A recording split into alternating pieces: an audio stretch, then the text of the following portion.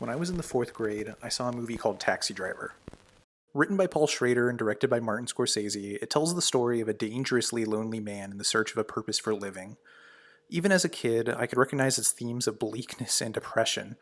It was unlike anything I had seen before, and I became curious of it. I was aware of what a film director's job was, and I wanted to learn more about who Martin Scorsese was, and why a guy would be in so much pain and have so many bleak thoughts running through his head that he would want to make a movie like this.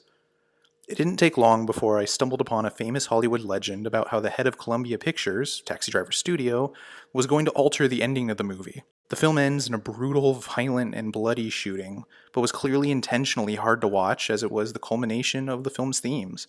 So when young filmmaker Scorsese learned they were going to take the ending and lighten the color of the blood from red to a light pink, lessening its impact, he was upset. He argued and cussed, but realized he wasn't going to get his way.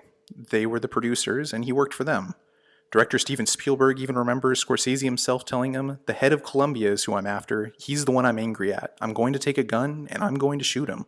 The legend goes that Scorsese stayed in his home all night, binge drinking with a gun by his side before finally leaving his home to walk up to Columbia Pictures and threaten the head of the company at gunpoint to restore his original vision. The details of this story change so much by who tells it that much of it is untrue, I'm sure, but as a kid it had a profound effect on me.